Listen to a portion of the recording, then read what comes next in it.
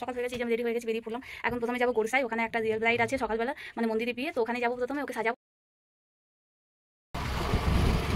এই যে বেরিয়ে পড়েছি, রাস্তায় আছি এখন, একটু টাইম লাগবে।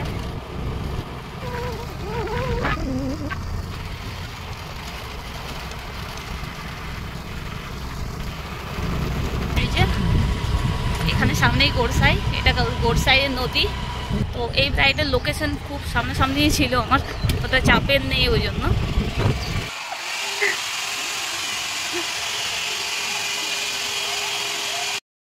এই যে আমার ব্রাইড মাম্পি, আজকে আছি গোরসাইয়ে। তো এই যে সাজাতে এসেছি। তো প্রথমে তোকে জিজ্ঞেস করছি, তোর কোনো প্রবলেম নেই তো ভিডিও বানালে? মানে ভিডিওটা কিন্তু ছাড়বো, ঠিক আছে? তো যদি কোনো প্রবলেম থাকে বলতে পারছি এখন।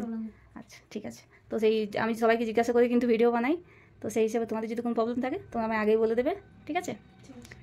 এবার বল তুই কীরকম সাজতে চাস, মানে কোনো কিছু নেই, মানে যেমন সাজাবো সেরকম। তো মানে কি চাইছিস, তোকে পুরোপুরি চেঞ্জ করে দেবো নাকি তুই যেমন আছিস সেরকমের মধ্যে রাখবো? পুরো চেঞ্জ করে দেবো, মানে পুরো সুন্দরই বানিয়ে দিতে হবে, তাই তো? মানে যেমন চেনাই না যায়। আচ্ছা ঠিক আছে, তাহলে দেখ তোকে চেঞ্জ করে দেবো পুরো। আচ্ছা এই যে শুরু করবো এবারে মেকআপ। তো মোটামুটি 8টা বেজে গেছে, ঠিক আছে? একটু লেট হলো, তো ঠিক আছে, কোনো অসুবিধা নেই, হয়ে যাবে মোটামুটি আশা করছি। তো চলো শুরু করছি, পরে আবার দেখা হচ্ছে। ফাইনাল লুক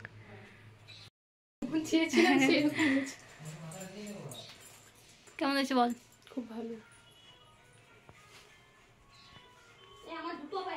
ঘুরে একটু ঘুরে যা।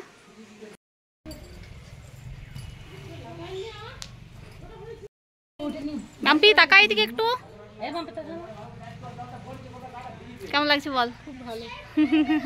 ঠিক আছে চ চ। হ্যাঁ সেই কেমন লাগছে বলো তোমার মেয়েকে? লাগছে তো ভালো, বলছি তো আমি, কোন খারাপ লাগে না। একটা লোকেশন এখন হলো, এরপর যাব বামুনডিয়া, ওইখানে আছে হলদি মেকআপ, আর একটা আছে ব্রাইড।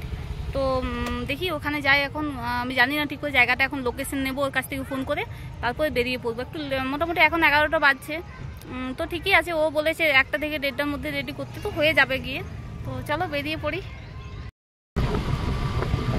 এখন যাচ্ছি বামুনডিয়া, এই যে রাস্তায় বেরিয়ে পড়লাম।